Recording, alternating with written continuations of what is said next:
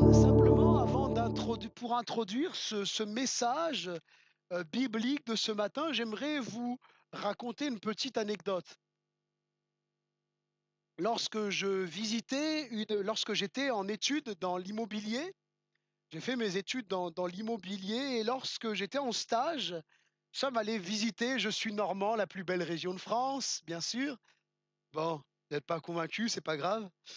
Je me sens un peu seul, mais bon, écoute, hein, pas grave. Heu, en Normandie, il y a des spécificités immobilières, hein, les maisons en colombage et cetera. Comme ici, c'est les maisons de briques bordelaises et cetera. Chaque région a un peu sa spécificité immobilière.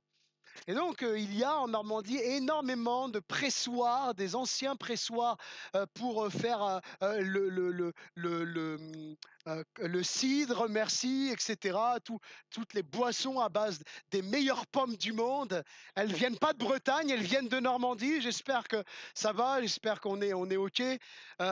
Donc vous savez, si vous voulez m'insulter, vous m'offrez une bouteille de cidre, breton et vous êtes sûr de me faire offense.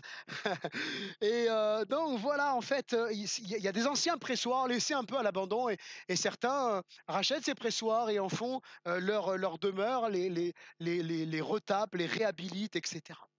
Et un jour, on va donc faire une visite d'un pressoir qui était à vendre dans l'agence où je faisais mon stage et la personne vient, elle voit vraiment que il y a beaucoup de travaux et puis donc l'agent immobilier rappelle à cette personne, ce potentiel acquéreur qui a une spécificité, c'est que le pressoir n'est pas en bon état et en plus, sur ces anciennes bâtisses, il n'y a pas de fondation. Il n'y a pas de fondation.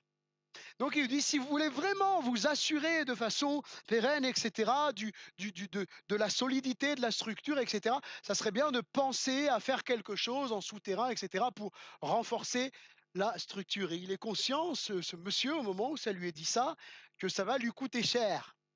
Ça va lui coûter cher. Du coup, l'enthousiasme qu'il avait a un peu redescendu et Et il est conscient que voilà, le prix peut s'avérer élevé quand on commence à devoir faire du gros œuvre et cetera. C'est tout de suite ça peut vite chiffrer et de la même façon, je crois que l'Église se construit pour que l'Église se construise et grandisse, il faut des bases, des fondations solides. Parce qu'on a vu bon nombre de vieilles bâtisses qui ont tenu pendant des décennies et des décennies et des décennies, mais une bonne tempête arrivait, il n'y avait plus rien. Et c'est important d'avoir de solides fondations, d'avoir un fondement stable, solide, sur lequel nos vies reposent et la vie de l'Église repose. Et ces bases, elles doivent être bibliocentriques, christocentriques. Elles doivent être forgées dans un enseignement biblique solide, dans une étude de la parole approfondie. Ce qu'on a parfois, je vous l'avoue, négligé, laissé de côté, en disant que de faire des études bibliques, d'étudier la Bible en profondeur, c'est comme si d'étudier la Bible allait nous rendre athées. On s'est parfois trompé. Mais pour pouvoir grandir, il faut avoir de fondations solides, avoir un fondement sur lequel reposer. Et c'est le titre du message de ce matin. Le titre du message de ce matin est une phrase. Nous allons lire ce texte dans quelques instants. Une parole que Néhémie va dire, levons-nous, enfin c'est le peuple qui va dire ça, levons-nous et bâtissons. Levons-nous et bâtissons. Et je crois que c'est un appel à notre Église, c'est un appel à l'Église de Libourne. Levons-nous et bâtissons sur Christ. Levons-nous et bâtissons à Libourne, levons-nous et bâtissons sur le Seigneur. Donc on va faire une lecture dans Néhémie chapitre 2. Néhémie chapitre 2 à partir du verset 17. Néhémie chapitre 2 à partir du verset 17.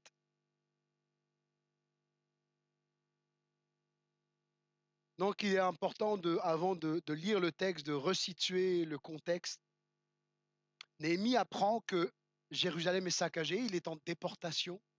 Il a quand même une bonne place auprès du roi là où il est et il se retrouve en déportation et il apprend que les murs de Jérusalem sont en cendres, que la ville est sans dessus dessous, etc. Et Néhémie, son cœur, il est pris au cœur, il est touché intérieurement, il est saisi parce qu'il prend à cœur l'œuvre de Dieu. Et nous devons véritablement prendre à cœur l'œuvre de Dieu. Pour qu'une église aille de l'avant, c'est chacun qui devons prendre à cœur l'œuvre de Dieu, qui devons être saisis quand l'église va mal, qui devons ensemble nous souder pour aller de l'avant.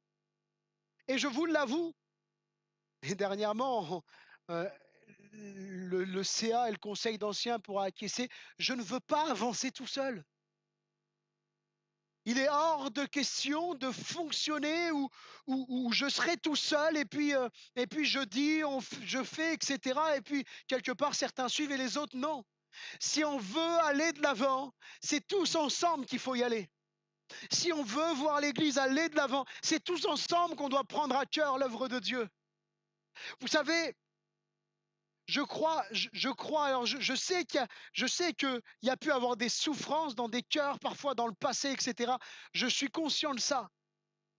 Mais pour moi, je trouve que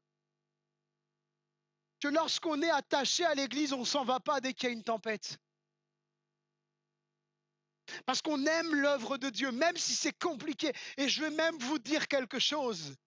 Excusez-moi. Un jour, il y a 2 semaines de ça, je parlais avec le pasteur Michel Zanellato à la fin du culte. On parlait tous les deux ensemble et il me dit, tu sais, Johnny, et il avait raison. Écoutez bien ceci. Tu sais, Johnny, bien des divisions et des problèmes qu'il y a eu dans les églises n'ont pas forcément toujours comme racine les chrétiens de l'église. Mais malheureusement, parfois et souvent, les pasteurs en sont la cause. Et ce qu'il a dit, il avait raison.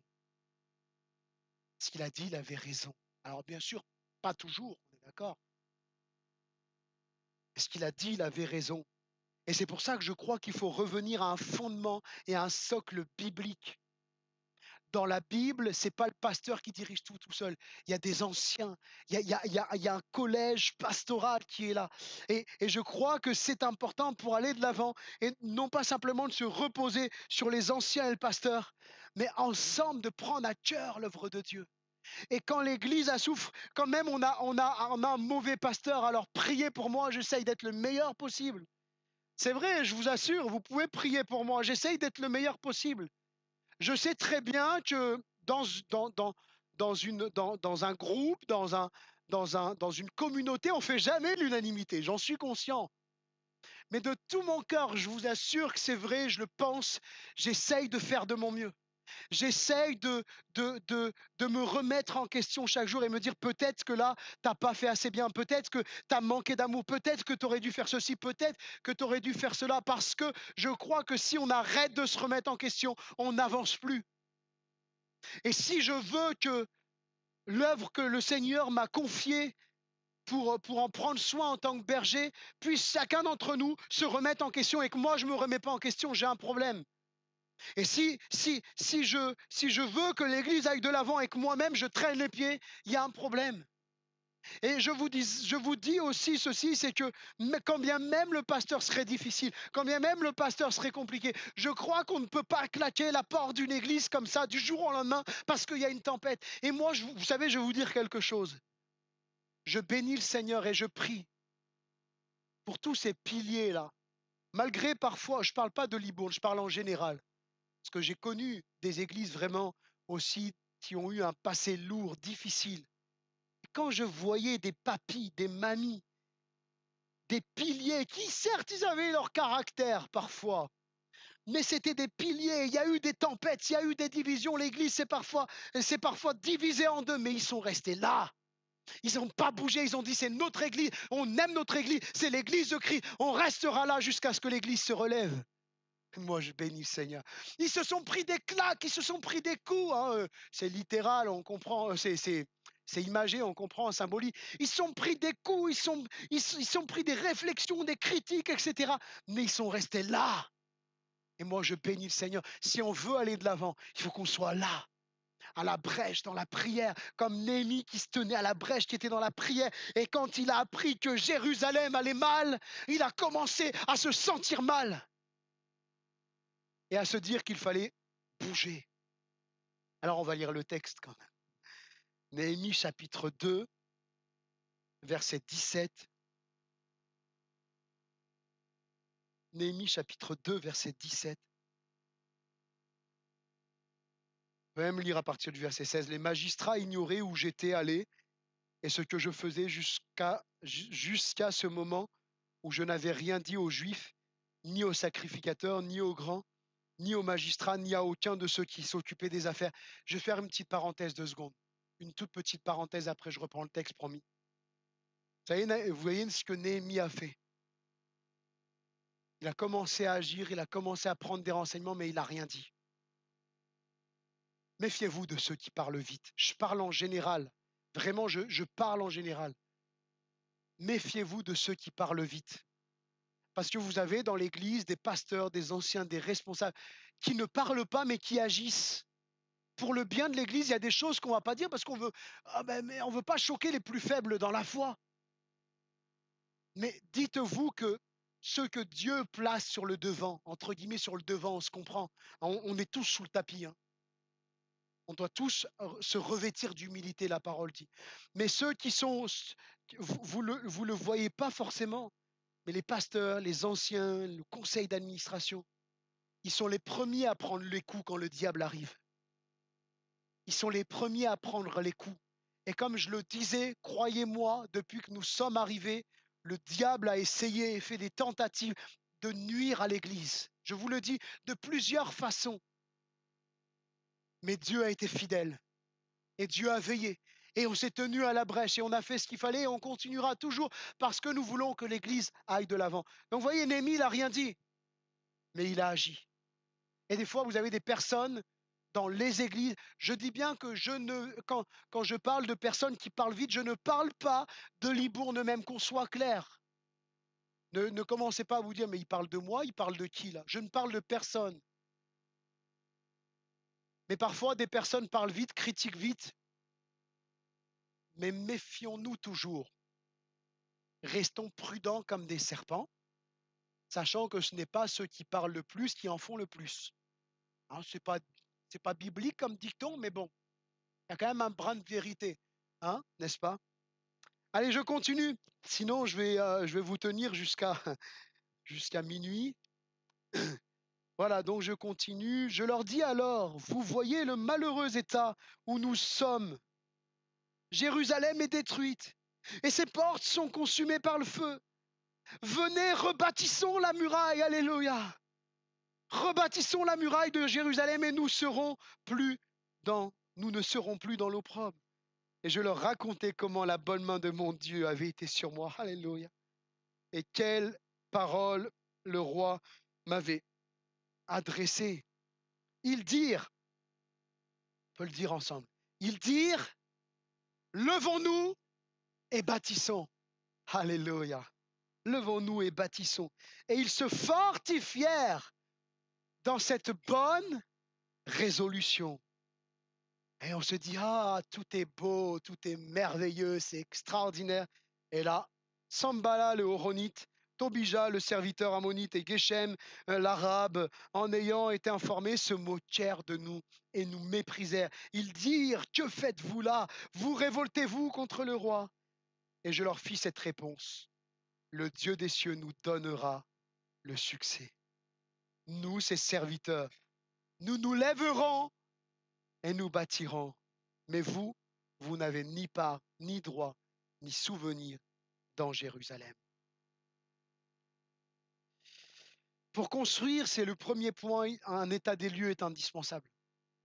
Pour construire, un état des lieux est indispensable. Il nous faut faire un état des lieux. C'est important. Il nous faut faire un diagnostic.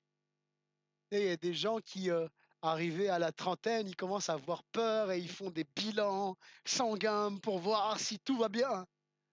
C'est important de faire des petits bilans de temps en temps et voir où est-ce que nous en sommes, même au niveau de notre santé physique. C'est important. Un état des lieux, un bilan est indispensable. Personne n'aurait acheté, n'aurait l'idée d'acheter une maison à restaurer sans connaître combien cela va lui coûter, combien de travaux il va devoir réaliser, sans prendre le temps de calculer le coût. Et Jésus dira lui-même dans Luc chapitre 24, verset 28, car lequel de vous, s'il veut bâtir une tour, ne s'assied d'abord pour calculer la dépense et voir s'il a de quoi la terminer. Personne ne se dirait, je ne sais pas combien j'ai d'argent sur le compte en banque, je ne sais pas si mon PEL est bien fourni, j'en sais rien, mais c'est pas grave, allez, je vais voir le banquier, je dis, allez, c'est bon, je vais acheter une maison, faites-moi un prêt. Non, on va regarder nos comptes, on va regarder où est-ce qu'on en est au niveau de nos PEL, nos assurances, nos machins. On va regarder, on va dire, est-ce que je peux ou je peux pas? Combien sont les taux d'intérêt? C'est tout un calcul hein, quand on veut acheter, n'est-ce pas? Et bien c'est pareil dans la vie. Quand on veut aller de l'avant, il faut, il faut, il faut se poser, il faut faire un état des lieux, regarder où nous en sommes. Si je veux voir l'Église grandir, si je veux aller de l'avant, eh bien je dois d'abord faire un état des lieux de ma vie, une introspection intérieure, me remettre sincèrement en question, en étant prêt à changer ce qui ne glorifie pas Jésus. Quand on n'est plus prêt à changer, frères et sœurs, il y a un problème. J'ai entendu parfois dans mon parcours des personnes dire moi, Dieu m'a créé. Ils avaient un problème de caractère fort, à tel point que dans des groupes, ça ne passait pas et plus personne ne pouvait les.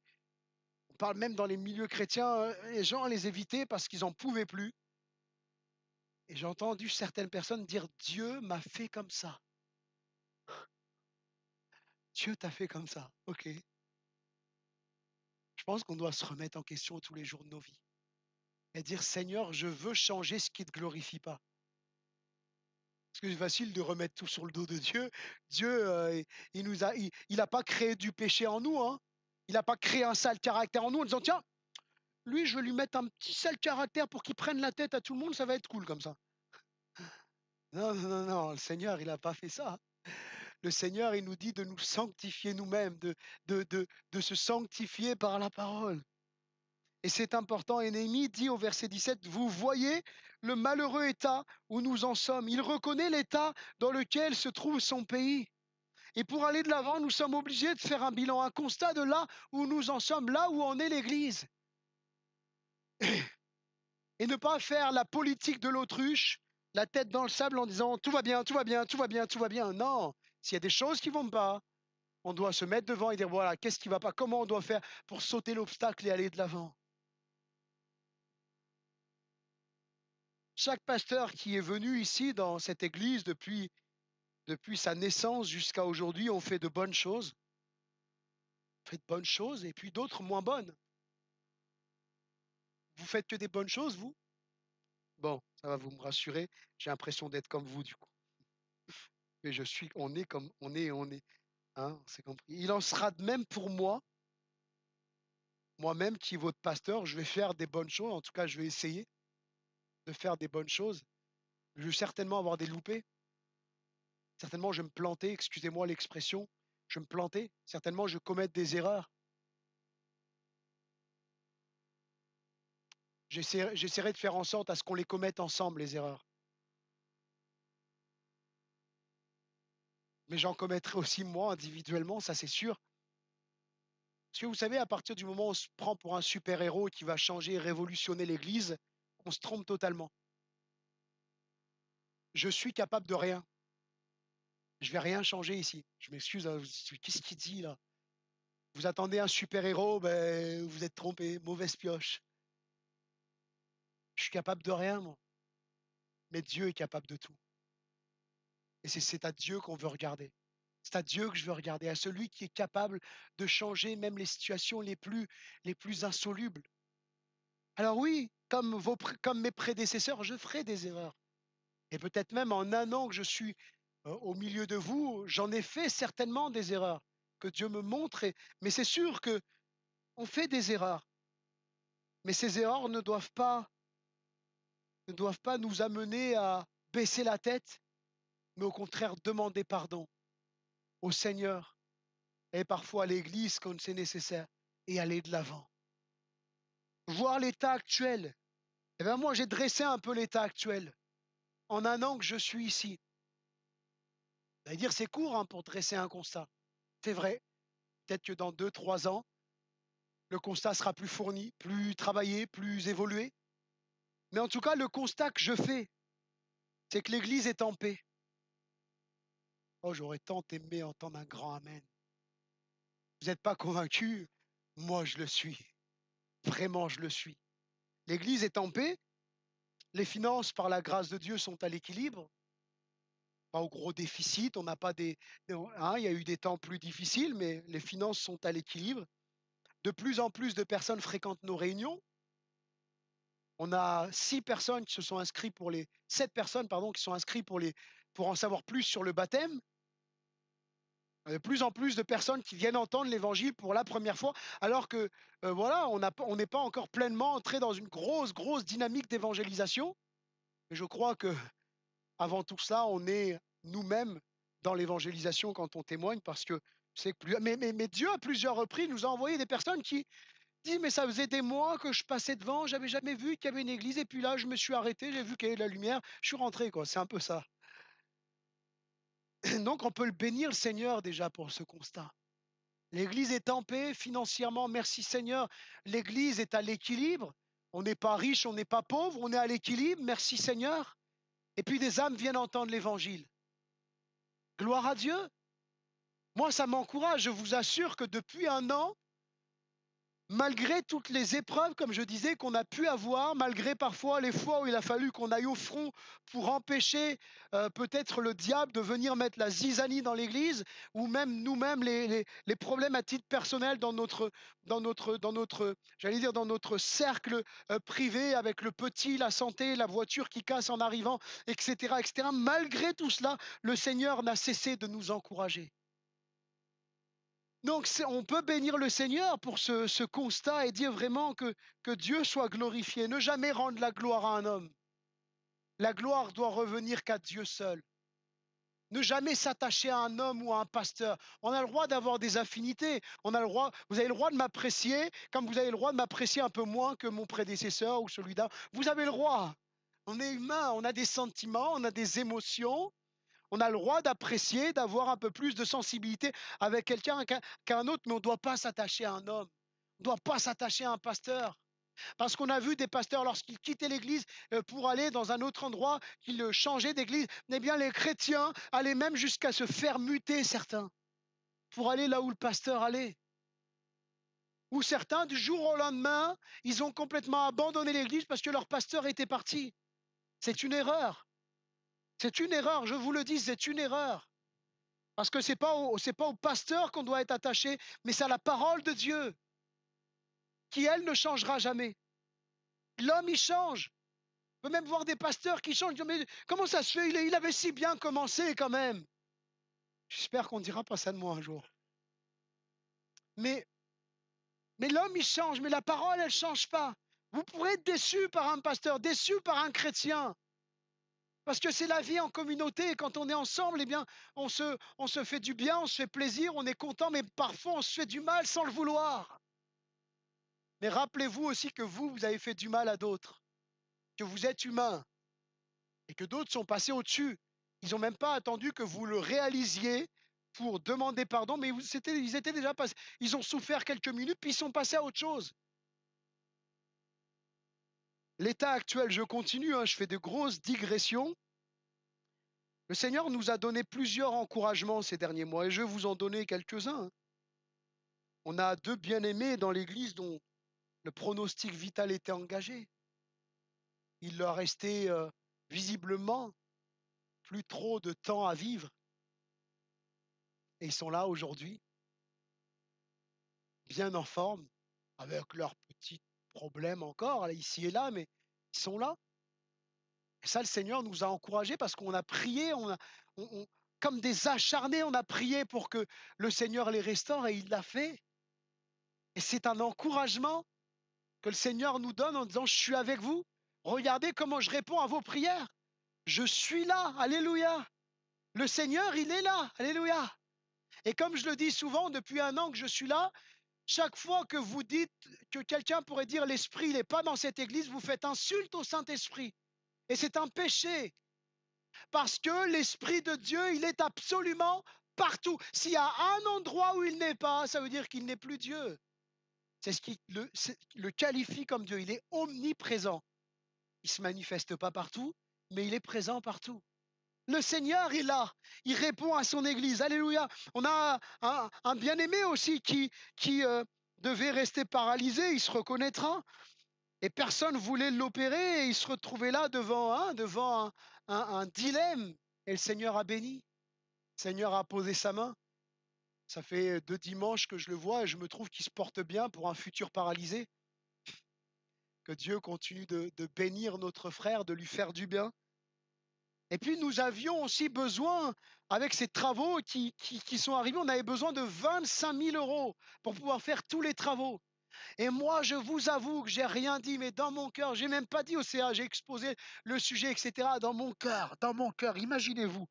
Je me suis dit, Johnny, tu viens d'arriver. Tu viens d'arriver. Il y a des problèmes à l'endroit où tu habites, dans le presbytère. Et tu vas demander 25 000 euros pour refaire les problèmes. C'est des gros problèmes. Hein. C'est pas pour se refaire une petite déco, hein, on s'entend bien. Mais tu arrives en sortant des gros budgets comme ça. Qu'est-ce que certains vont pouvoir penser? On est humain, hein, on réfléchit humainement parfois. Et le Seigneur, à un moment donné, a mis dans le cœur de quelqu'un qui ne savait même pas la somme qu'il avait besoin parce qu'il n'était pas là à l'Assemblée générale extraordinaire. Il a mis dans le cœur de cette personne de donner les 25 000 euros. Amen. Et moi, ça m'a encouragé de fou. Et je me suis dit, waouh, Seigneur, tu es avec nous. Donc, il faut vraiment s'encourager par ça, mais ne pas s'arrêter qu'à cela et regarder simplement à ce qui va. Oui, il y a de puissants sujets d'encouragement. Dieu entend les prières de son peuple, Dieu agit, mais on a aussi des défis devant nous. On a des défis, on a des combats.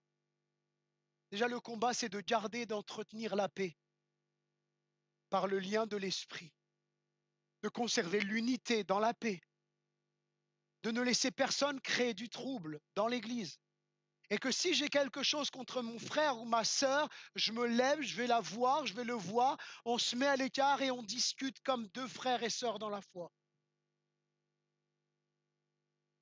Ne laissons rien nous diviser. Ça, c'est un combat permanent. Et c'est un de nos premiers défis. Mais il y a d'autres défis, retrouver une dynamique de service dans l'Église. Avec ce que nous sommes, je sais que certains ont des problèmes de santé, je sais que certains sont âgés, d'autres, ils ont des emplois du temps très serrés. Qu'on puisse retrouver une dynamique de service dans l'Église. Il y a des services qui sont à pourvoir, c'est encore compliqué. Mais de se dire, mais voilà, même si j'ai qu'une heure de mon temps, je vais le dire, par exemple, à la responsable du ménage ou au responsable, j'ai une heure de mon temps par semaine, je ne sais pas avec qui vous pouvez me caler en binôme, mais s'il y a besoin, je peux avoir une heure là pour, même si c'est faire qu'une pièce. Mais vous voyez, mais le temps qu'on pourrait avoir, eh bien, de dire, je veux aussi donner du temps pour le Seigneur, une dynamique dans le service. On a aussi un autre défi, c'est d'atteindre ceux qui ne connaissent pas le Seigneur. Merci Seigneur pour ceux que Dieu nous envoie de façon providentielle, qui passent là et qui disent, tiens, je ne savais pas qu'il y avait une église et qui viennent. Merci Seigneur. Mais comment nous aller chercher encore tous ceux qui ne connaissent pas le Seigneur? Juste ne serait-ce que pour les mettre en face de la parole de Dieu, leur annoncer l'évangile. Retrouver une dynamique dans l'enfance et la jeunesse. C'est un sujet de prière, c'est un défi. On n'a pas forcément de solution à proposer, mais de dire Seigneur, on veut voir une dynamique s'installer dans l'Église. On veut voir de plus en plus de jeunes dans notre groupe de jeunes. On veut voir de plus en plus d'enfants venir à l'école du dimanche pour être au contact de la parole de Dieu.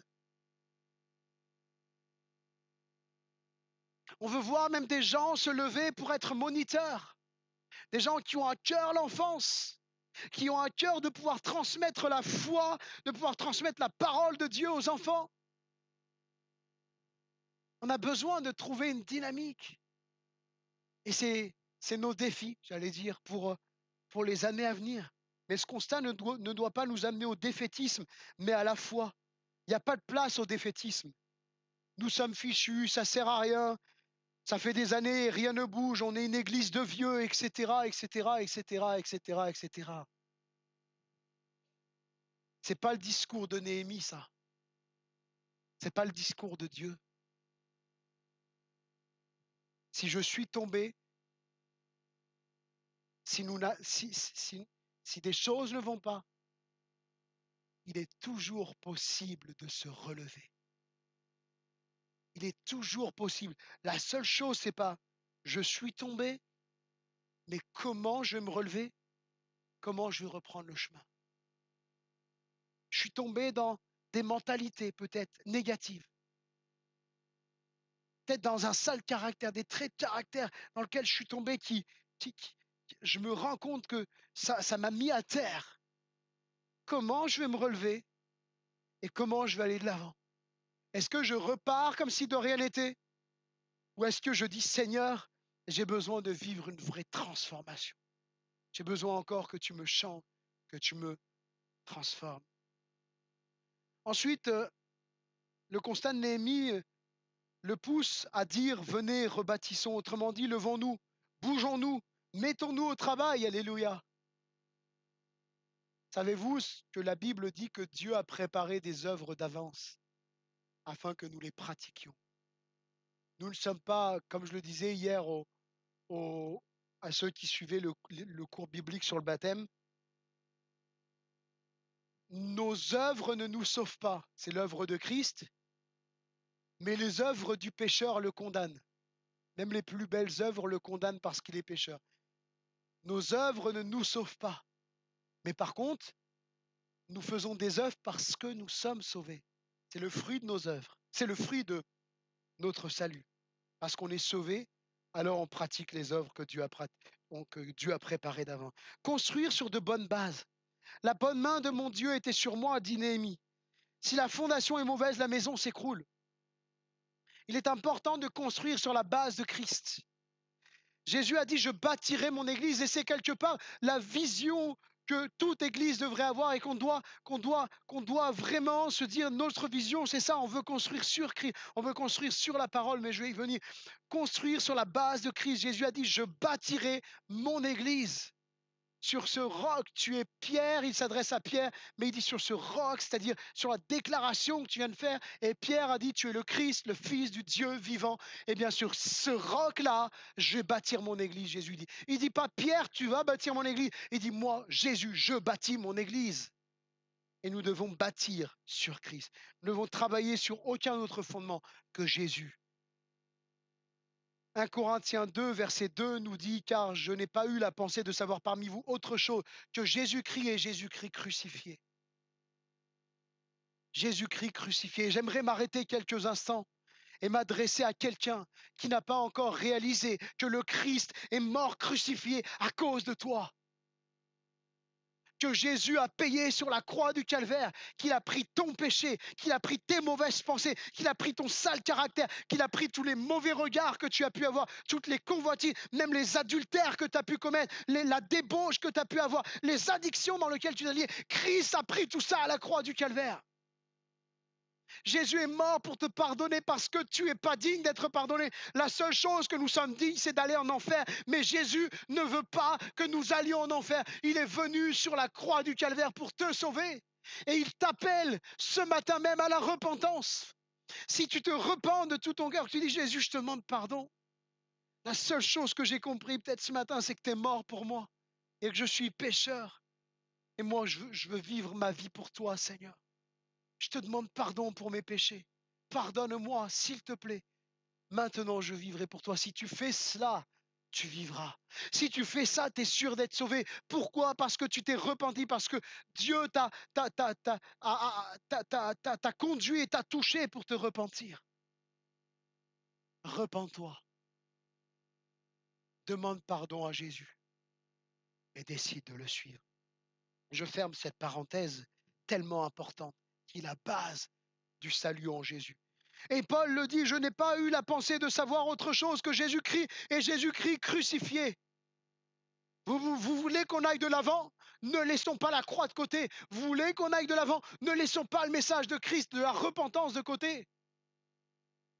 Une église qui ne prêche plus la repentance n'est plus une église.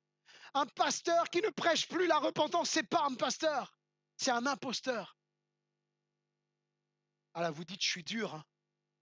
Vous le dites, vous avez le droit de le dire. Mais le seul message que Jésus est venu apporter au monde, le premier message que Jésus va venir apporter en mettant les pieds sur cette terre, c'est repentez-vous parce que le royaume de Dieu est proche. Donc je le dis et je le répète, un pasteur qui ne prêche plus la repentance n'est pas un pasteur, mais un imposteur. Une église dont on ne témoigne plus de Jésus, une église qui ne parle plus de repentance, c'est pas une église, c'est une imposture. C'est un club, c'est pas une église. On a besoin de revenir aux Écritures. Je le dis de façon dure, mais parce que c'est tellement important dans un siècle où les hérésies, les fausses doctrines grandissent. Revenons aux Écritures, revenons toujours à Jésus. Un des slogans de la réforme protestante, un des slogans de Martin Luther, le réformateur, c'était Solus Christus, ou Solo Christo, comme vous voulez. Le Christ seul. Construire sur les bases bibliques, sur la base de la parole de Dieu. Jésus a dit que le ciel et la terre passeront, mais mes paroles ne passeront pas, le Seigneur va dire. Sa parole, elle passera jamais. Et on a besoin de toujours construire sur la base de la parole. C'est impossible de bâtir solidement sans ce socle. Les prédications, le témoignage, le comportement, la réaction, la vie de famille, tout doit être construit sur les Écritures. Tout, absolument tout. Aujourd'hui, quand vous voulez baser votre foi et vos convictions sur la parole de Dieu, vous serez taxé de pharisiens, de religieux, de sectaires. Et c'est normal à l'heure où le libéralisme augmente de partout, et notamment dans la théologie évangélique, dans les milieux évangéliques. Le libéralisme augmente de partout. Donc comme on ne considère plus la Bible comme la parole de Dieu, certains ne le disent pas encore, mais ils en sont presque là. Alors forcément, on est des légalistes si on s'appuie sur la Bible.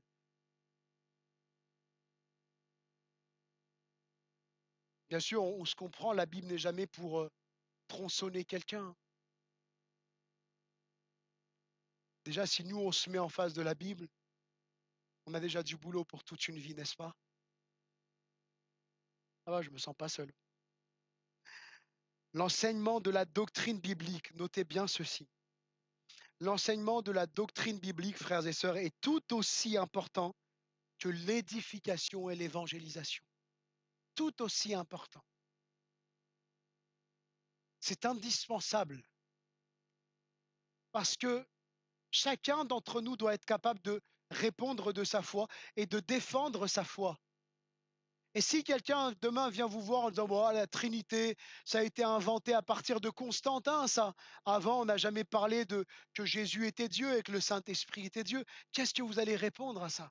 Si vous n'avez pas étudié sérieusement les Écritures, Jésus n'a jamais dit qu'il était Dieu. Trouvez-moi un seul texte où Jésus dit clairement je suis Dieu. Vous n'en trouverez pas. Vous voyez bien que Jésus n'est pas Dieu. Qu'est-ce que vous allez répondre à ça? On ne dit pas, mais alors, pasteur, on attend, donne-nous une réponse.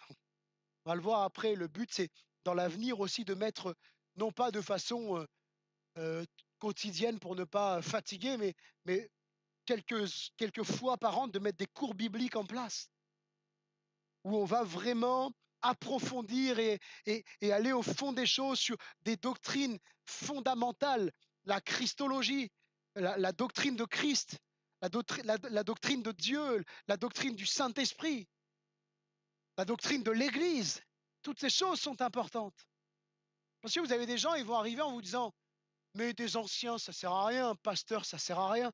Retrouvons-nous à 2 ou 3 chez nous, et puis on n'a pas besoin de plus.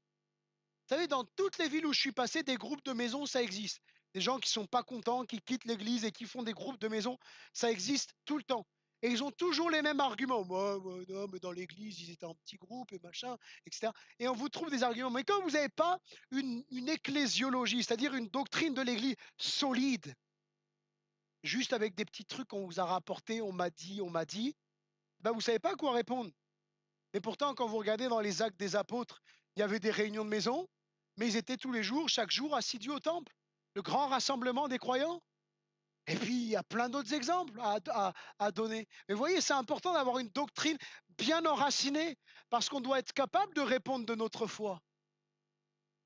Jésus, quand Satan est arrivé, il va pas lui dire alors attends, Satan, je sais pas trop, laisse-moi réfléchir. Je crois que dans la Torah, c'est écrit. Il n'arrive pas comme ça, Jésus dit, il est écrit. Il est écrit, il est écrit. Construire sur la base biblique.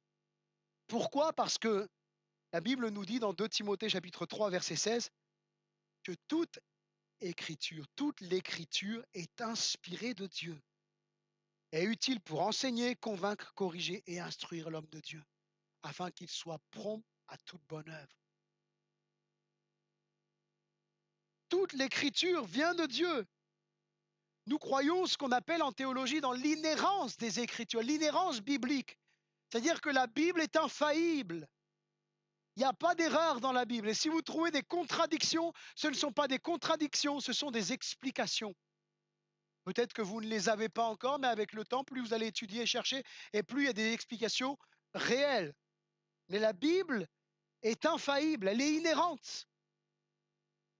Galates 1,8 nous dit, mais quand nous-mêmes, c'est l'apôtre Paul qui parle aux Galates, quand un ange du ciel annoncerait un autre évangile que celui que nous vous avons prêché, qu'il soit anathème, c'est-à-dire qu'il soit maudit, même un ange du ciel, qu'il soit maudit s'il annonce un autre évangile que l'évangile de Christ. Construire, j'avance, construire sur le fondement de l'amour. Construire sur le fondement de l'amour. On a vu premièrement que pour construire, il faut faire un état des lieux. Deuxièmement, qu'il faut construire sur de bonnes bases et les bases bibliques, la base de Christ. Et troisièmement, construire sur la base de l'amour. Jean chapitre 13, verset 35, à ceux-ci tous connaîtront que vous êtes mes disciples si vous avez de l'amour les uns pour les autres. Alors qu'on s'entende, l'amour ne veut pas dire tout laisser passer.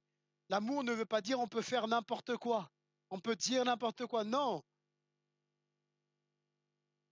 mais on doit toujours avoir ce désir de construire et de dire les choses toujours par amour. Et si peut-être on manque d'amour, si on est agacé, il vaut mieux parfois se taire pendant un moment et se reprendre et dire les choses avec amour.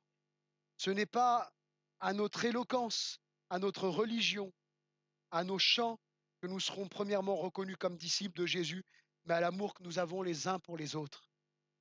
Dieu nous dit dans sa parole, si nous n'aimons pas, nous ne sommes rien. 1 Corinthiens 13, verset 3. Quand quelqu'un entre dans ce lieu, peut-il dire que ça sent bon l'amour? Peut-il dire que les chrétiens de cette église s'aiment? C'est indispensable de se poser ces questions, de construire sur le fondement de l'amour. Sinon, on ne pourra pas avancer. Construire sur la base de l'amour, et je passe très rapidement, je vous donne simplement quelques points parce que je ne veux pas être trop long et je vois le temps qui passe. Dans 1 Corinthiens 13 au verset 5, il est écrit que l'amour ne soupçonne pas le mal. On ne doit pas soupçonner le mal chez quelqu'un tant que les choses ne sont pas avérées. On doit toujours se laisser le bénéfice du doute.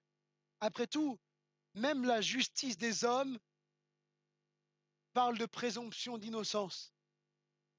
Et nous, des fois, on condamne les gens sans même qu'ils aient à peine levé le petit doigt. L'amour qui ne soupçonne pas le mal, c'est une base à cultiver dans nos vies. Si je vois quelque chose, si j'entends quelque chose, si j'ai été vexé ou autre, au lieu de commencer à m'imaginer que la personne a voulu volontairement me faire du mal, eh bien, au lieu de soupçonner ça, je vais commencer à discuter avec elle, à chercher à connaître ses intentions. C'est important. Chercher ses motivations. Deuxièmement, l'amour, au verset 5, 1 Corinthiens 13, 5, l'amour ne cherche pas son propre intérêt, il cherche l'intérêt des autres. On ne vient pas pour se faire du bien, premièrement. On doit chercher l'édification de l'Église. On ne vient pas dans l'Église dans un but égoïste, on ne sert pas dans un but égoïste, dans le but de satisfaire notre orgueil. Non, on vient premièrement dans le but de pouvoir apporter quelque chose, pouvoir déjà donner à Dieu notre louange, notre adoration au milieu des fidèles. L'amour qui excuse tout, la base du pardon, c'est la base de tout. Si on veut une Église qui va de l'avant, il est indispensable de savoir se pardonner. Mais se pardonner ne veut pas dire tout oublier. Il est important pour qu'un pardon soit vraiment posé, soit vraiment réel, que les choses soient dites. C'est important. C'est pas qu'on veut remuer le couteau dans la plaie, c'est pas qu'on veut se rappeler le passé, mais c'est indispensable pour un vrai pardon. Faut dire, écoute mon frère, je t'ai fait ça, c'était pas bien. Ou que l'autre le dise, mais tu m'as blessé, tu m'as dit ça m'a fait du mal. Que les choses soient dites pour qu'ensuite on puisse se demander pardon. Et que ce pardon ne soit pas hypocrite, que ce pardon soit vrai, il faut que les choses soient dites. C'est aussi ça le pardon. Si ton frère a péché, va et reprends-le. Si ton frère se repent, t'as gagné ton frère. Et c'est marqué aussi, s'il ne se repent pas, reviens avec quelques personnes. Si tu n'écoutes toujours pas, dis-le à l'Église. Donc je crois que même dans les gestions, l'Église doit être prête à entendre certaines choses. Parfois certaines choses qu'on sera obligé de vous dire. Peut-être des mesures disciplinaires qu'on pourrait être amené à prendre. On doit être capable de l'entendre. Dis-le à l'Église, c'est ce que Jésus dit. L'amour qui excuse tout, l'amour qui ne s'irrite pas. Soyons de ceux qui désamorcent les bombes, qui éteignent les feux, et non ceux qui mettent de l'huile sur le feu. Ah, nous, on aime le feu, on est dans la Pentecôte. Mais il y a des feux qu'il ne faut pas allumer. Que l'amour de Dieu, les fusions du Saint-Esprit nous embrasent, oui. Mais il y a des feux qu'il ne faut pas allumer, frère. Ma sœur, il y a des feux qu'il ne faut pas allumer. Dans ton foyer, dans l'église, dans ta famille, il y a des feux que tu ne dois pas allumer, que tu dois au contraire éteindre. Soyons des démineurs et pas des djihadistes. C'est pas mal l'image, hein? Soyons des démineurs et pas des djihadistes. On ne pose pas des bombes, on les désamorce.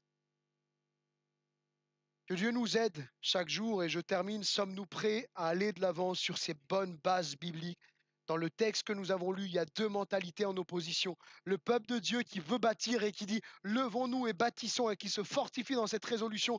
Et puis il y a ceux qui se moquent et à lesquels Néhémie va dire « vous n'aurez pas de part dans la bénédiction à venir ». Et moi, je crois que si on veut aller de l'avant, on doit laisser toutes ces paroles de critique, ces paroles négatives, laisser ces gens qui veulent nuire à l'Église. Eh bien, il faut dire, nous, on veut aller de l'avant. Nous, on veut aller de l'avant. Amen. Ouais, vous êtes convaincus, hein? On veut aller de l'avant, Seigneur. Il y a deux mentalités qui s'opposent là. Néhémie qui veut bâtir et ce Sambala et Tobija là, qui veulent nuire et qui veulent freiner, qui veulent casser, qui veulent diviser. Eh bien, eux, ils n'auront pas part à la bénédiction. Ils ne prendront pas part dans Jérusalem. Nous voulons être de ceux qui prennent part à la bénédiction que Dieu réserve à notre Église. Nous voulons être de ceux qui construisons et bâtissons ensemble. Amen.